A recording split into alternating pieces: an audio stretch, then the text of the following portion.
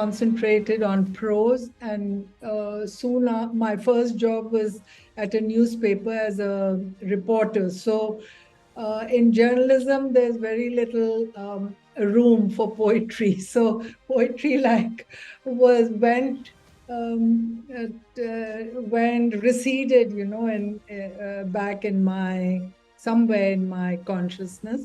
And it was much later when I started to do political reporting plus cultural reporting that I realized how interrelated poetry and patriotism and politics and the personal and the public is. And then I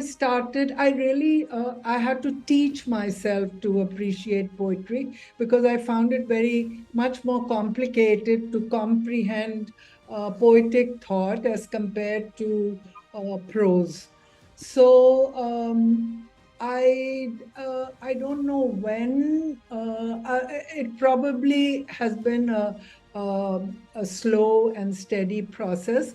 But what really impressed me is how poetry is able to, within a few lines and few words, able to communicate with the majority of people in society. So it's you don't have to read an entire novel. Or, of course, prose can also be poetically written, which is what I try to do in my latest book, where I became very ambitious, and I wanted to uh, put into the English language in prose the beauty of the Urdu language. So now it'll be the reader will be the judge if they find my book in English as poetic as all the poetry, wonderful poetry uh, that exists, in the world. And Mahuaji, what about you? First of all, thank you very much for inviting me here. I'm really glad. Thank you very much. To answer your question, well, I have stayed away from my family ever since a very tender age, and books were my best companion, a place of comfort. And reading gave me a tranquil sojourn. And I would also write in my journal as a child. Thus, writing gave me a calm comfort, a catharsis, so to say. And in retrospect, I feel it kind of helped me to deal with the separation pangs of my parents. Thus, nostalgia and memories are an intrinsic part of what I write. And even my new book called Nostalgia Crafting a Home Within, curated by Red River, which is slated to be published in the beginning of December, talks about that. There's a constant, longing to belong and a sense of hierarchy in my book. For I believe we all are, an amalgam of memories, and I'm furiously passionate about those moments that are kind of gone, but not really gone. The moments that we all love to relive from time to time, moments that gives us company, camaraderie, and comfort taken to our mother's lap. So yes, my work mostly talk about nostalgia and memories and a sense of home and homelessness. However, I do write about things that stimulate my inner core, be it a street urchin or a balloon vendor I met on the street, or the triviality of war and even nature. So it's diverse. I love to explore themes that make an impact not only on me as well as it's universal as at the same time. And I write about things that I feel should be talked about and stressed on. And thus I compiled and edited a book, as you just read out. It is a dedication to Kamala Das. And she is, as we know, called the mother of modern Indian English poetry. And her words have captivated and inspired me like nobody else's. So she was a feminist, as we know, in the true sense of the term, and an author much ahead of our times.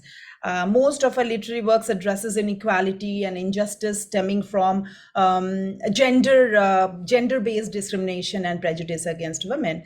So yes, she also wanted to create a free space for women where they can voice their opinions, a place where they are not subjugated by misogyny.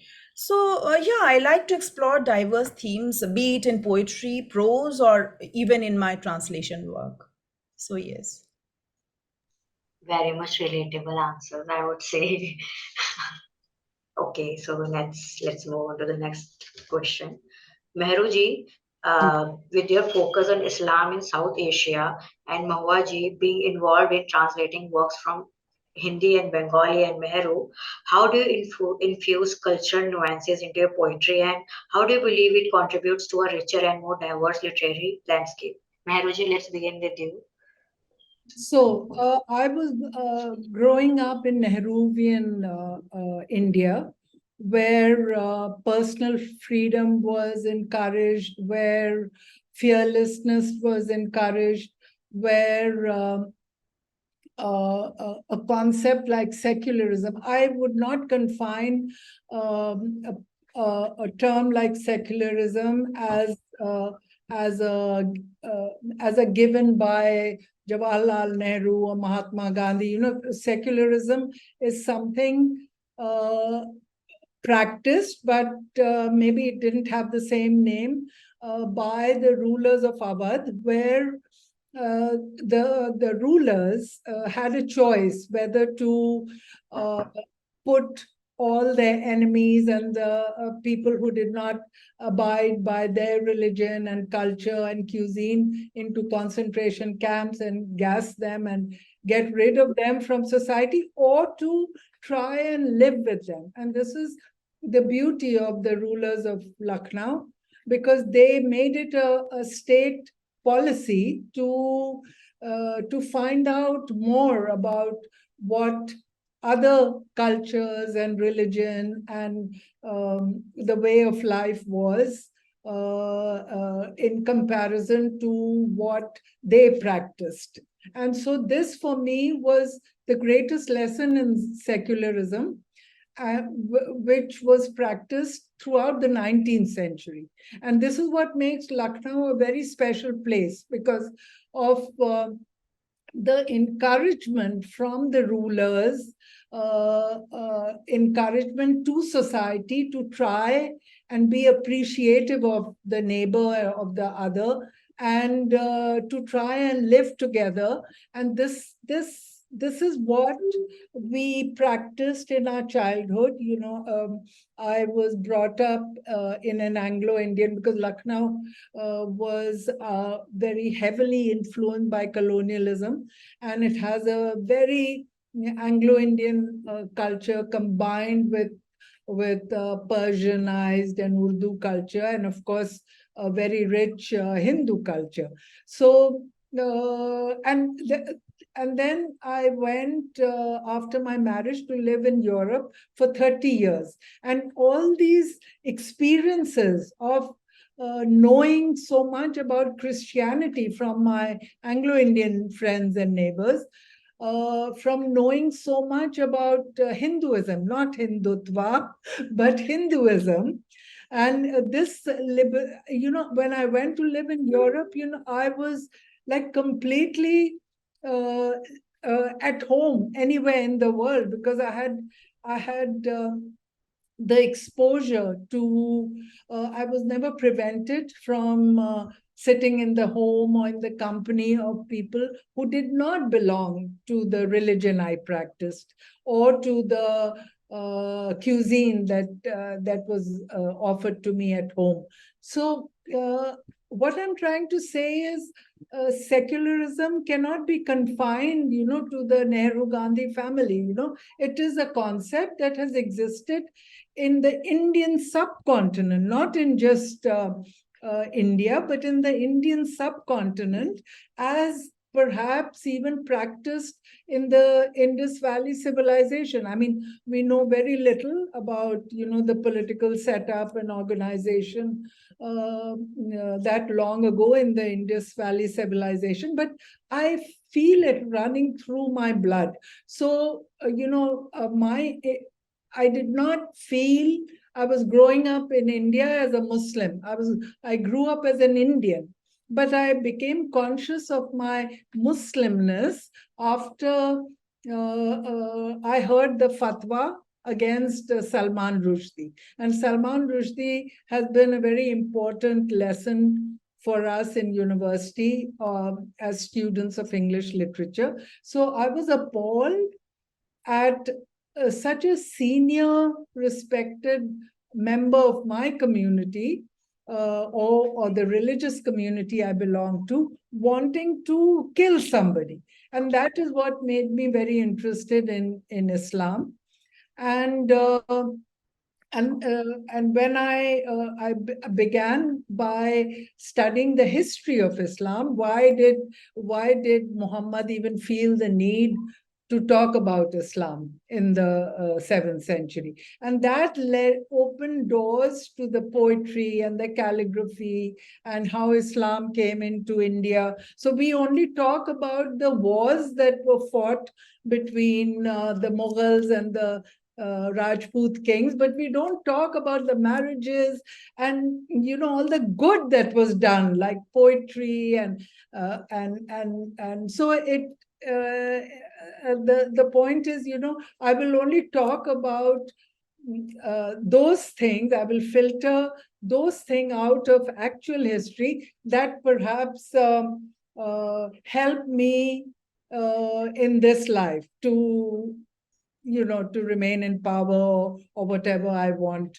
But poetry, I realize, especially Urdu poetry, the transition from writing poetry in Farsi, in the Persian language, to Urdu is a very beautiful story. And that is, the pillar of the book that the reason why I'm sitting here and you're giving me time to talk is because my publishers introduce you to my latest book, which is called From the Love Lanes of Lucknow.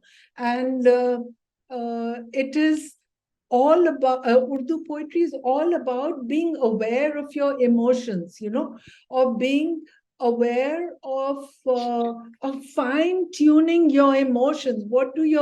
And the choices you make in life. There's always a choice between hate and love. So Urdu poetry always encourages. So why do we need to love? We need to love because we don't know why we are born.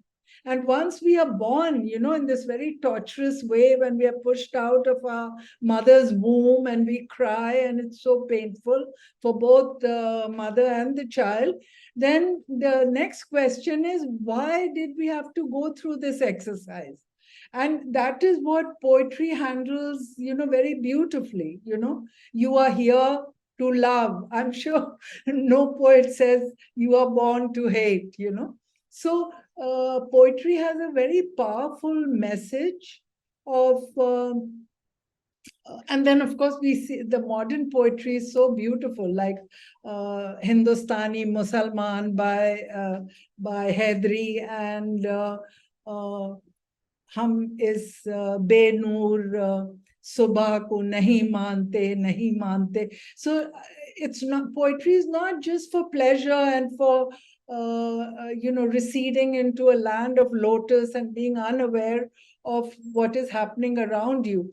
Poetry is about awakening your consciousness and awakening your need, the necessity to respect the people who are around you, and not to harm them, because if the other wasn't there, I would not be aware of myself. It is only when you tell me, Preeti, Mehru ji ye boliye, then I become aware of what I have to say to you. So this respect for the other, and this was practiced.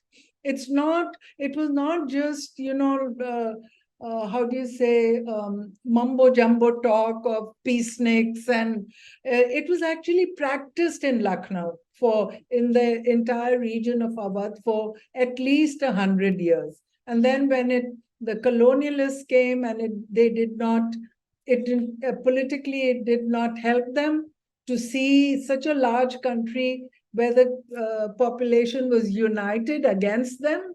And then it became, the divide and rule, and then, the call for partition. And that was, the most heartbreaking thing to have happened to the Indian subcontinent, to have broken up into Bangladesh, Pakistan, leaving especially the Indian Muslim, almost orphaned, because we feel so insecure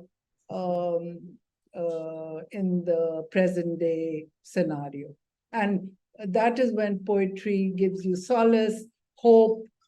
It allows you to use your imagination for better days, and so on and so forth. Very well said, Mehruji. As they say, hope is a thing with feathers that perches on the soul and sings its tune without the words. Yes, very true. Poetry gives us hope, of course, and it connects us simultaneously with the world outside as well as with the world inside. It takes us to, those unknown territories deep within ourselves that we did not know probably that existed. So, of course, and you asked about translation, Preeti. So, translation, I think, involves far more than exchanging words from one language to another. Words really have a one-to-one relationship, but this is more about concepts that are translated. And I think no computer software or AI, now we talk about chat GPT and all of that, they cannot compensate for cultural nuance. When we talk about cultural nuance in poetry or in prose for that matter, the only way to avoid, I think, a translation that simply means nothing to the reader and ensuring that it does not create a, cultural fox pass is to ensure that we are fluent in both the source and the target language, as much as with the cultural sensitivities of that particular language. So while translation may seem like a straightforward process of converting words from one language to another, it is much more than that. Each language has its own nuances, idioms, and cultural references, making translation a very challenging task that requires not only linguistic expertise, but I would say also cultural sensitivity and, contextual understanding.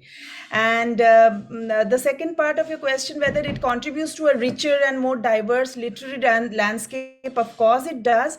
Like the Iliad by Greek bard Homer, the Apology of Socrates by Greek philosopher Plato, or Inferno by Dante, and Anna Karenina by Leo Tolstoy. Despite being written in different languages and settings, these books have been widely read and acclaimed beyond the countries and times in which their authors lived.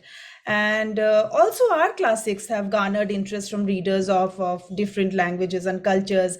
And I can talk about Gitanjali, a collection of poetry by Rabindranath Tagore, then Pather Pachali by Bibhuti Bhushan Bandyopadhyay, so on and so forth. So, translation is an essential component of any culture's, rich tapestry. As the renowned translator and critic Anthony Burgess once said, translation is not a matter of words only. It is a matter of making intelligible a whole culture. This statement, I think, aptly captures the significance of translation, which is, I think, a very powerful means of diffusing cultural elements and establishing language supremacy. So I think translation not only allows for a wider readership and appreciation of a culture's literary works, but it also facilitates better understanding and appreciation of the culture itself. So yeah. So I just wanted to give you an example of how, and also, poetry helps you to improve your language. Like Absolutely. especially in oration, when you're addressing audiences, then you have to I mean, in a way, you can say, um, Goli Maro Salo Ko, that is also a kind of poetry. But you can also say something. I just pulled it out. Let me see if I can find it. So, or to say, uh, मूर्खों का सरदार, or that is very clever jumlebazi, and it can be part of a poem. But if you really believe in tehzeeb and tamiz, and if you come from, if you're a sanskari person, with a 5,000-year-old cultural background, then this kind of maut ka saudagar kind of language is, like very painful to Yes. the ears. So now listen to these two lines. Ye lalkar rahe hain कि don't go to sleep when after you're born. So Bedil was a Farsi poet who lived in Delhi, and he's buried in Delhi. And the poet is asking himself, Bedil, क्या यूं ही दिन गुजर जाएंगे, सिर्फ जिंदा रहे तो हम तो मर जाएंगे. So this is a lalkar, don't just sit idle, move your ass, do something about what is not nice around you. So this is so beautiful. दो lines में उन्होंने कहा है, get up and do something. Yes. Yes. And then, like anti-war, if you want to be anti-war, you can also say, I'm quoting a contemporary contemporary poet, Imtiaz Khan, who said, "Jinki maon ki aadhi dua qabul hui," because the mother wants a wholesome life for their child. लेकिन कोई माँ है जिनकी दुआ सिर्फ आधी कबूल हुई. So वो जिनकी माओं की आधी दुआ कबूल हुई, वो जिनका जिस्म तो घर आया, सर नहीं आया. So this is so beautiful, Beautiful.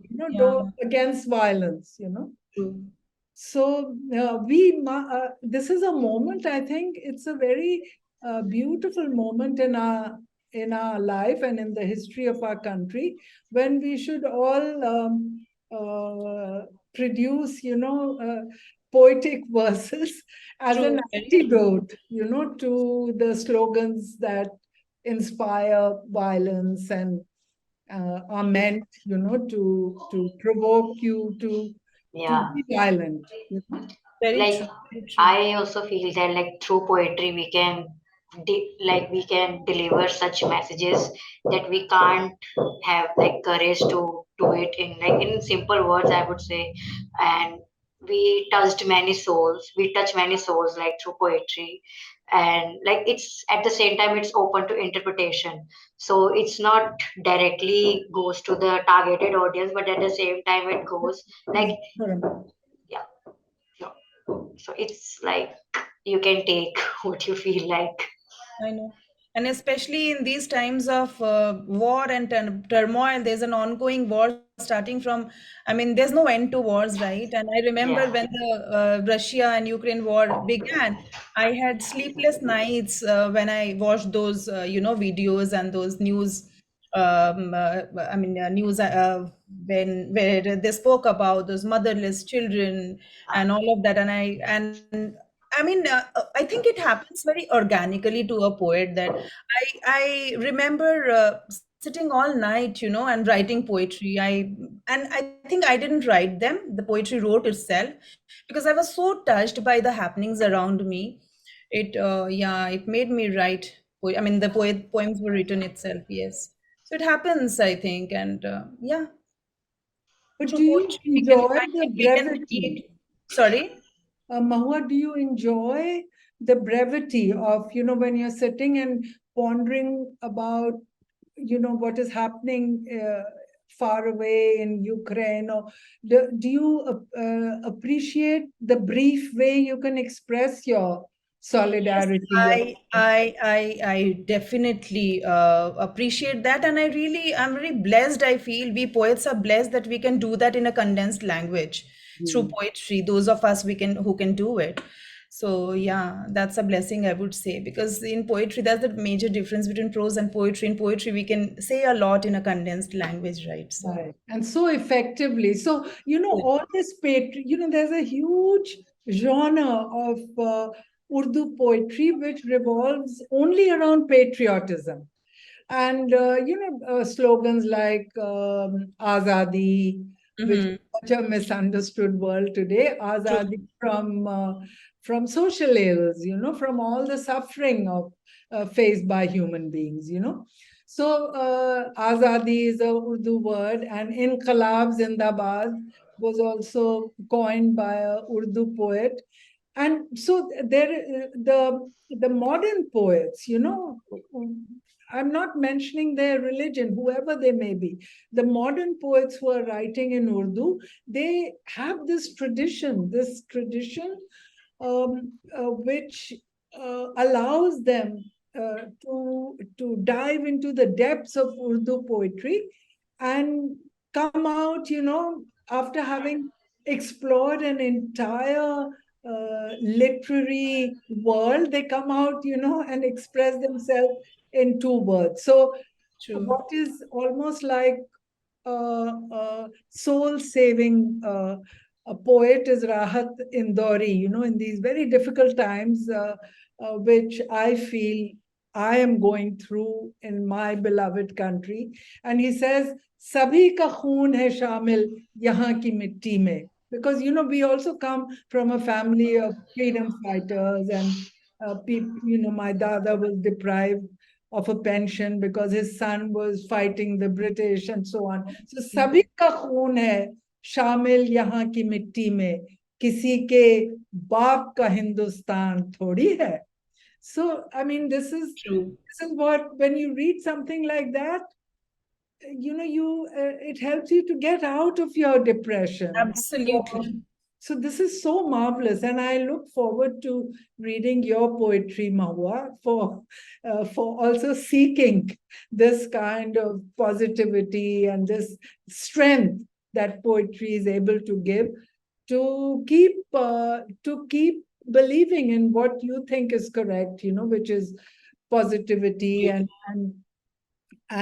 most importantly, a lot of Urdu poets also talk about it is not enough. Patriotism is not just loving land and property and the flag and the national anthem. The best example of patriotism is loving the citizens of a country. When you befriend and love the citizens, I think you're a patriot, beyond reproach, but if you only value the flag and the national anthem, but you don't love your fellow citizens, I mean, what's going on? Exactly. Gee. That's like quite insightful answers I got from both of you. Like the topic went like it was a very diverse topic. Yeah, I think it's through poetry and literature as a whole, I would say, that we can, create, implement, and, develop a system of change that's beneficial for all of us. And each one of us should stand for that. Yeah. And when it's connected to our culture and our tradition, so it becomes a like more diverse topic. So yeah, it has many things. Okay, so let's move. If I have a minute, I'd like to also quote this, like how poetry is giving solace to us even this day and age. So for me, these are troubled times, and poetry is standing up to the stress that is being imposed upon us, whether it's due to unemployment or to high prices or whatever it is. And so one of my favorite living poet is Hedri, and he says he's written an entire poem describing what is a Hindu Musalman, because I'm not an Arab Musalman. I'm not an Iranian Musalman. I'm not a even a Tamilian Musalman, so you cannot just bracket me as a Musalman. I have 200 other identities. I happen to be born in a Muslim family, but I'm a woman, I'm a mother, I'm a daughter, I'm a wife, I'm a blabbermouth, I'm so many other things apart from being. So Hedri's poem attempt to describe what is a Hindustani Musalman in poetry, I think is very beautiful. He says, मैं बाबरी का एक गुंबद हूं, मैं शहर के बीच में सरहद हूं, जुगियों में पलती गुर्बत में, मदरसों की टूटी सी छत में, दंगों में भड़काते शोलों में, कुर्ते पे खून के धब्बों में, मैं हिंदुस्तानी मुसलमान हूं. So I'm a Hindustani Musalman, but everything else also. A poor man living in Juggi, a rich man who's a businessman, so on and so forth. True. So I think poetry is very, very precious, although I discovered it late in life. And I look forward to my readers telling me if my English translations and the prose written in English about the poets is anywhere, as meaningful and pretty as the Urdu language itself. I would love to read your work, Mehru ji. Please, Yeah, same. your feedback would be very precious for me. Yeah. Okay, so let's move on the next question. Okay. So, reflecting on your literary journeys, how do you perceive your evolution as poets? Have there been specific moments of work that marked a turning point in your approach for style, like in your writing style or in your like expressing yourself? Like, what was the turning point? Let's begin with Mahua ji. Yeah. I think I write since my growing up years. As I said, I stayed away from my parents ever since a very tender age. So from there to now, if I see, the trajectory of my craft has undergone a paradigm shift. For example, I had published the poems I had written during my college days just for archiving purpose. It was published by Authors Press, and of course, I can't even recognize those poems. It is hard to believe that I had written them. And I have definitely evolved as a person as well over the years, and that reflects in my writing. You know what I mean? So our work is also in that sense a reflection of who we are as a person. And of course, I can't point out a massive turning point, so to say, because it's a very fluid transformation, I would say. So yes. So, Preeti, I am not a poet. I'm just interested in poets and poetry. I have not written any poetry, but what I have tried my best to do is to write my prose in a poetic way. Now, whether I've succeeded in doing that, I don't know. That the best judge is the reader. So, I would just encourage, everybody listening to us today, please take a look at poetry, and at least, especially politicians, they need to be interested a little more in poetry so they can improve even their criticism against their political opponents. If they say it in a more poetic way, maybe they'll get more votes, instead of offending, the years of the voter, which is where at the moment the public discourse is very ugly, and maybe it lacks poetry in their life and in their way of speaking. That is very much true, actually. Like the politicians are the pillars of our nation. So, like, they are the first people who should be aware and who should be Yeah, very well said, enlightened Mehru. about. Because I feel poetry, even literature, in fact, not only poetry, Yeah. it evokes a sense of community in us. Through when we read poetry, when we read literature, it kind of we we feel that despite of our diversity, we are one, right? Through our Yeah. shared joys and sorrows. So yeah, literature can do that to us. It makes us a better human being for sure. Yeah, The if problem is the politicians are too busy, you see, so we have to find a way. I don't know. I hope. like they Uh, are reading some wrong literature. True that.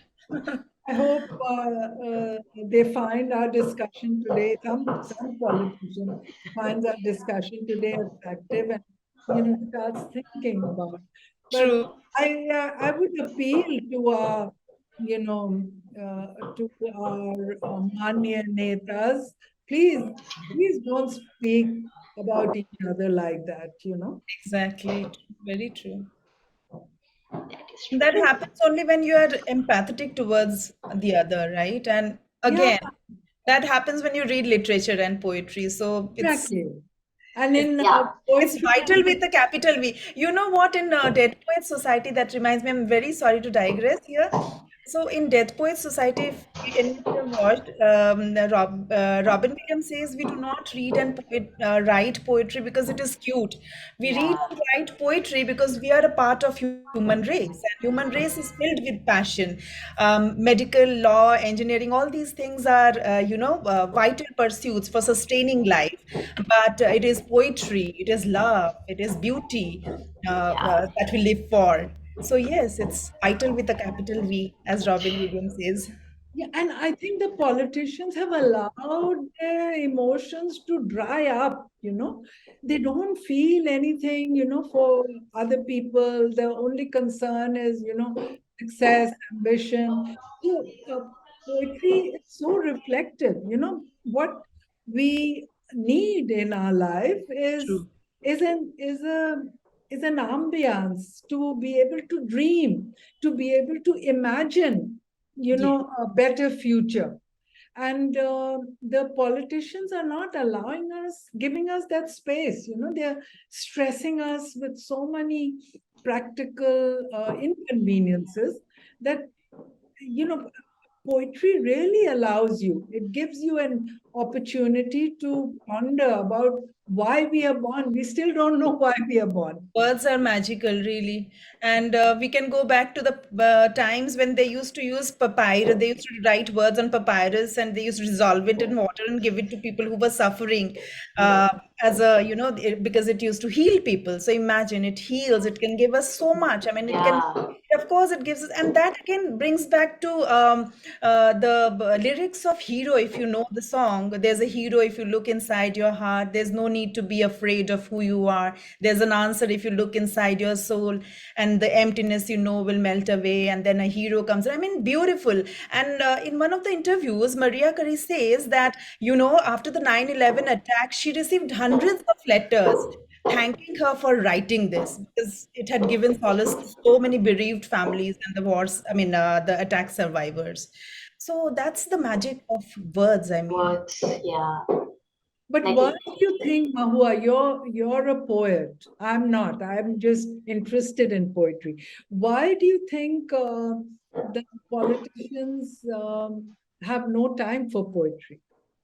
They're Why are too they not they're too attracted busy to? making money, maybe.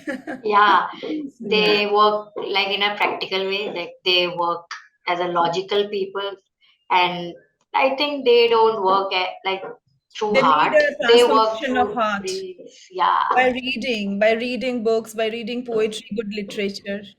As ma'am said, like we need to be an empathetic people Yeah, person first you need to have to an have, empathy yeah. again How when you can you read. practice politics without a heart? For money. Who's a public figure needs to have a heart 10 times, 100 times more magnanimous than you and me. Because we are Absolutely. just taking care of our own life. But a politician is taking care of the entire population.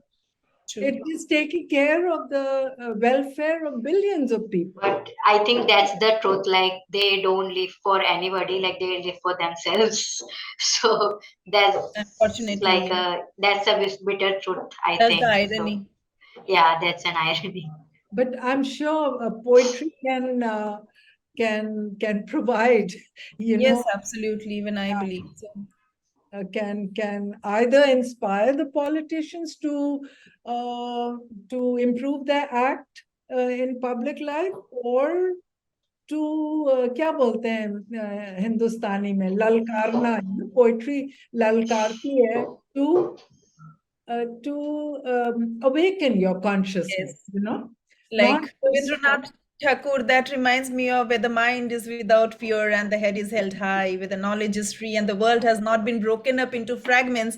And look at the irony here. He had written this when we were under British rule, but still we are fragmented, even after 70 years It's of. still threat. relevant. The threat of fragmentation was always there, Yes, the threat that, after 1857, the British uh, they were very afraid of this Hindu Muslim unity, because true. they nearly lost, at least in Awadh. They were very cruel to Bahadur Shah Zafar, but in Awadh, they nearly lost the rebellion, against them. So they became viciously divisive. They said, they together these two communities can really harm Thus us. divide and rule. Exactly. So Yeah. Tagore was writing about, what he was witnessing. He was a witness to this attempt to create a rift between East Bengal and West Bengal, between Hindus and Muslims, between, Sikhs have no brains, only muscles. Bengalis have no muscles, only brains. This is, so untrue. It's not true at all. True. And so, by and similar kind of myths are being floated and lies are being fed to this day. So I think the battle to fight, the people who want to divide the country continues. And poetry has in the past played a lot of role So in taking to the streets and standing galvanizing the, yeah. standing up hand in hand. Also, Yes. Mahua, what you said about nostalgia, why is nostalgia so important to a poet or to a writer in general, but especially to a poet? So I think it's because because you're confused, you don't know why you're born. What gives you solace? You live on solace, like the earliest memories of Yes. sound, of smell, Yes. of vision. The first memory of your mother loving you. So I think that is one reason why the poets are obsessed with nostalgia, because it comforts them, and they pine to experience those comforting moments again, but they know they will never, because those moments have gone forever. Yes. Yes. So I think it's very The important to. sense of I, right? Gee. So, but what does nostalgia give to you? What does it gift you? How does it give you solace? Because nostalgia is, especially me, because I spent just initial years of my life. I think we are digressing a lot here. Preeti is looking at me, but yeah. I stayed with my parents only until age of 8, so I have beautiful memories until that. I mean, during of that period of time, and I want to hold and care and coset those memories deep. And from time to time, I find myself going back to those days, and where when I was with my parents, with my biological parents, that is, and I had my grandparents with me, and all those beautiful memories, they give me a calm comfort akin to my mother's lap. It's the warmth of it actually that gives Because me beautiful feeling. Yeah, during my research of the Urdu poets, I discovered how important the concept of migration is in Islamic philosophy. You know, Mhm. migration plays a very important role, and uh, migration has given to people who know about Islam a lot of good, but a lot of sadness also. So you migrate, you know, to make, hoping you'll make your life better, but then you're also pulled down because you will never, you know, ever feel that smell of smoke rising Exactly. from That sense the of kitchen of your homelessness and grandmother. that Yeah. constant longing to belong, I feel. Yeah. So now I've in my head I'm started a journey of not wanting to belong. So I say you know people who pine to belong, they cannot, because human beings have legs. They will move from place to place. It is only trees which long to belong because they have roots. They cannot move. So I think in my head it's futile for human beings to Yeah. look for their roots. I think this, especially being a woman, I would say there's always, for each, all of us, I believe, there's there's this longing of belonging perpetually ingrained in all of us, those who are married, especially because I feel, I find myself saying that I'm going home when I go to my parents' house. And when I come back from their house, again, I say I'm going home when I come back to Hyderabad. So, where is my home? It isn't. So, We try to make some, because life is not permanent, and so it's a clash, a contradiction, yeah. to want a permanent home. So the best thing to do is to treat the past memories as beautiful memories and not long to experience them all over again in the present. The past should not intrude into the present. I mean, this is a little tip to be happy here and now. Yes. Yeah. Whatever home you are right now, like enjoy that moment there only. Try. Because I think due to patriarchy, the things have been like messy for many years. And my little child, she is 7, all of 7, and she says that, why, Mama, you had to leave your parents and come to father's place? I'm not going to get married if I have to leave you all and go to another set of parents. So, It's The true, it's true. world is changing. Your yeah. daughter doesn't have to go to her husband's place. That's true. Okay, so let's move forward. And like, yeah. So Moaji, as you told us that translation isn't about translating words from any language to any other language. Like, we have to consider many things. So Mm. like, how do you make sure that the emotions or the cultural aspects stay intact, and like what are the challenges do you face while translating any work?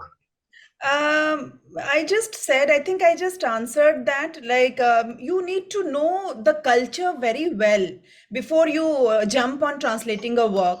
Because if I am translating a work from Bengali to English, I need Yeah, to know the Bengali culture very well. yeah. Because just for an example, I would say I was translating a poem which says, "Tumi amar godhuli bela." Godhuli bela is the cusp between evening and Okay. afternoon and evening. You know that Mhm. cusp.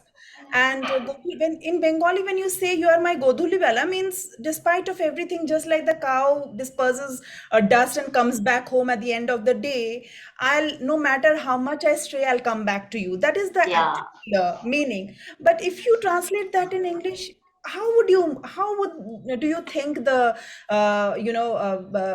target audience would know exactly what you're talking about?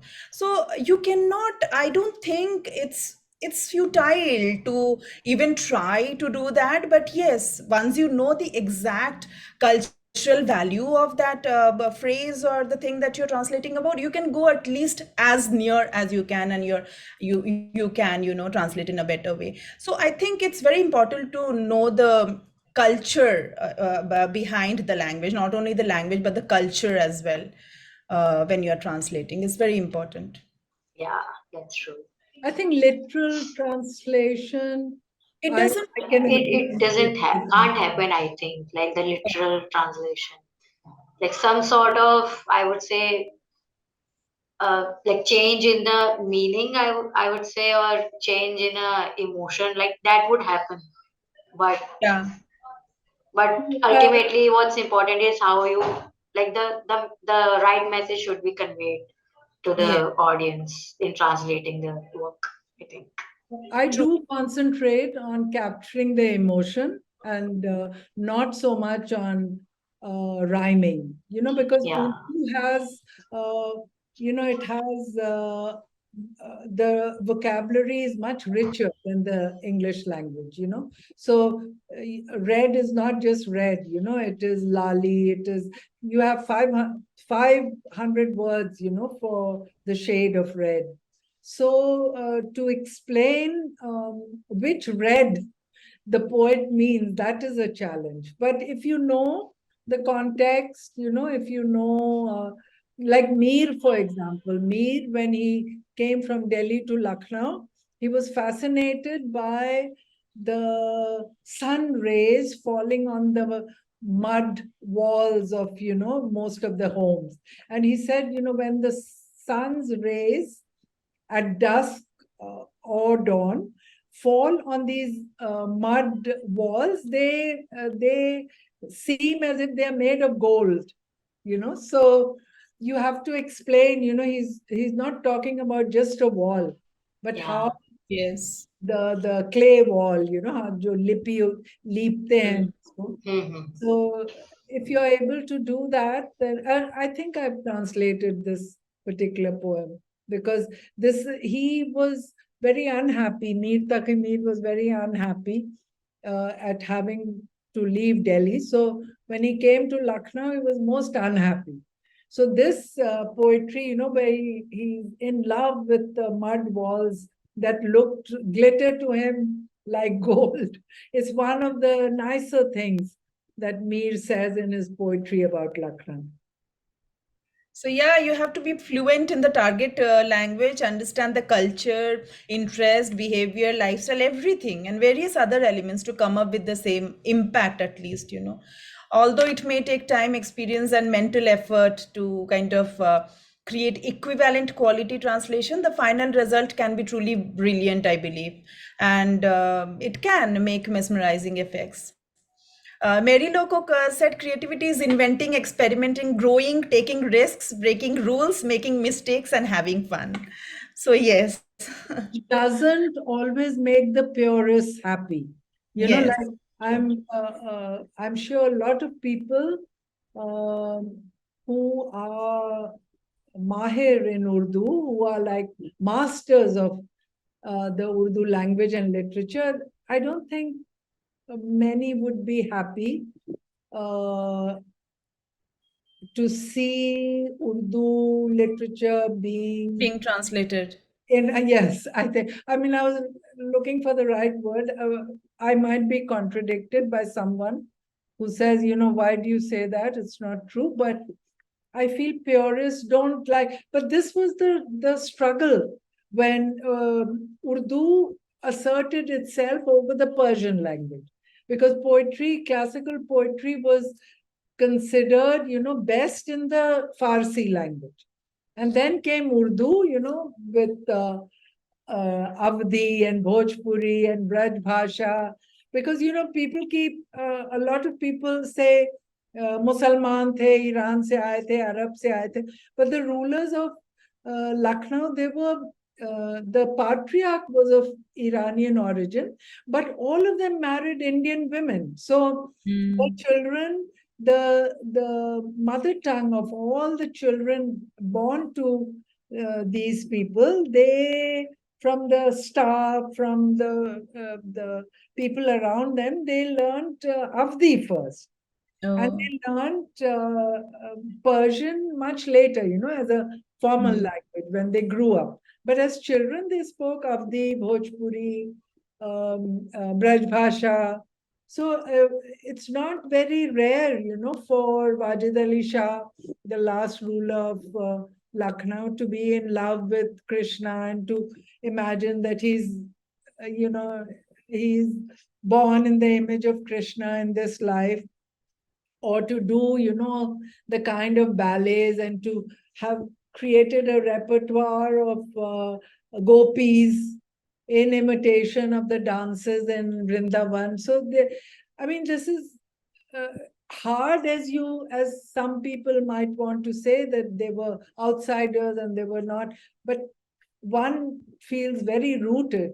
And it's so natural to be in love with the earth that gave birth to you. What is so strange about loving you don't have to prove to anybody how patriotic and nationalistic you are. You love the land simply because it gave you birth. It's as simple as that. So I'm fascinated by the life of the rulers of Awadh, how they tried to, there's in Lucknow to this day, there's a Kashmiri tola, there's a Bengali mohalla, there's an Anglo-Indian mohalla, there's a Parsi club, and Oh. this had enriched our life so much. And I feel, having lived such an enriched life for so long, now somebody is trying to strip away everything and just strip me down to being a Muslim, which is very unfair. Mehru ji, so I got a question from you, like what I was saying. So as we know, like the today's time is quite sensitive when we talk about religion, especially for Muslims. So do you feel like in the modern writing of like the modern writers, like are they creating a positive impact for our for our nation, like the sensitivity of our nation when it comes to religions, and like are their work actually helping in a positive way, or or are they like degrading, or are they like uh, creating more mess? So like what is your take on this? No, creative activity does not create mess. Okay. Creative activity only enriches the life of an individual citizen, Yeah, the collective life of the country. So I but don't know what I think it can work in a negative way as well. Like the creativity, it can work as a negative, like it can create a negative impact as well if it's not done right. So like yeah, so But that's you cannot be so vulnerable that one artist with his negative art can destroy a whole civilization. true. Yeah, One should not be so because this what is happening in India is not for the first time. We have faced challenges in the past and overcome them. See, what is important is that creativity should be allowed. That yeah, creative activity should be done. Everything will not be Ghalib and Rabindranath Tagore, yeah, but it should be allowed. And then it is up to, not to the critics, no, it's up to the society to accept what they like and to reject what they don't like. yeah. We should I have faith. We should have faith in our people. We should not think, uh, I'm clever because I've done I have a master's degree from a university. We should yeah, have faith in the farmer, in the people who clean the drains, people who sweep our floors. We should have faith in humanity, that leave it to them to like or dislike your poetry. yeah, So, and to get influenced by your work.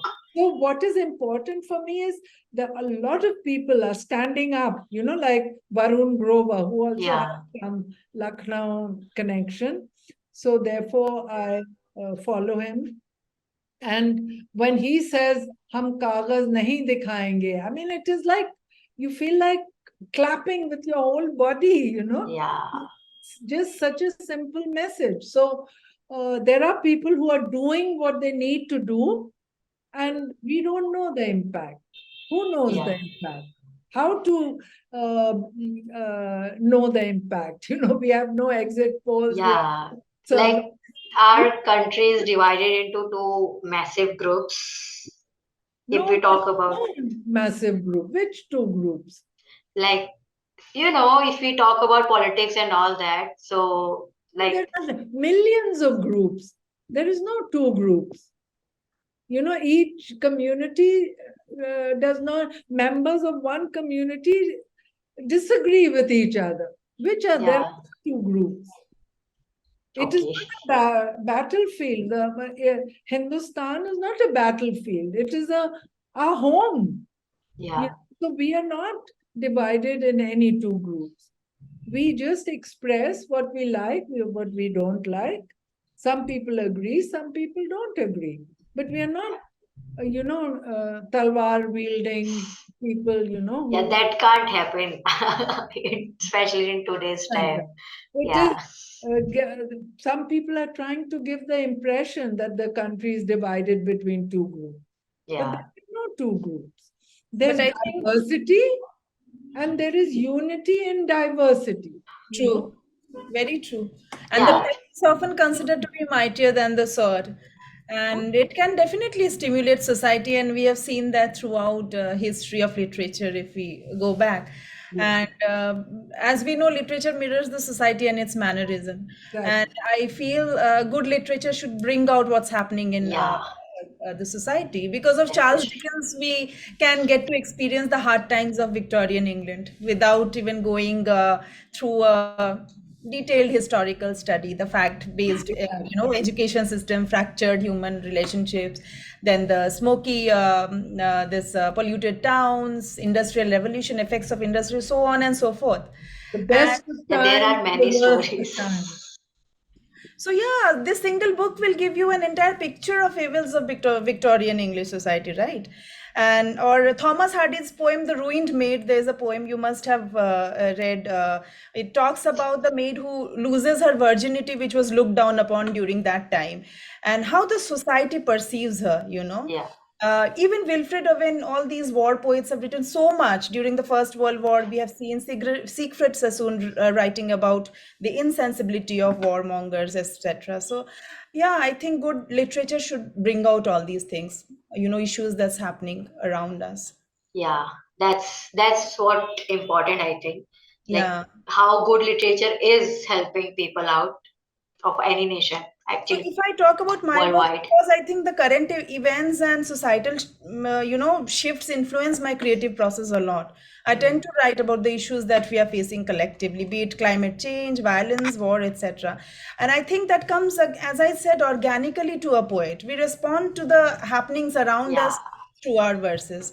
And I feel that it's also a kind of responsibility of a poet, to amplify the issues we are facing collectively, as mm, well as we must write also about the fact that beauty and kindness still exist despite of all the chaos that's going around. There is hope true, craning its true. neck from the darkest spots. Yeah, so Keats wrote the Grecian urn in the middle of war, Yes. and Picasso did Guernica in the middle, again, Yeah, as a statement against the Spanish Civil War. So I Mhm. think you just have to do what you do. True. We can't be bothered about the impact because there's yeah. no way of knowing. We need to see the light Yes. Yes. among At the end of the everything. tunnel, there's a light. We have to remember that. And practice and make choices that are good for Yeah, you and for the others. others, And yeah, how can we rise collectively? Yes, yeah, That can be our sole, motto. I guess it'll be a better place for all of us.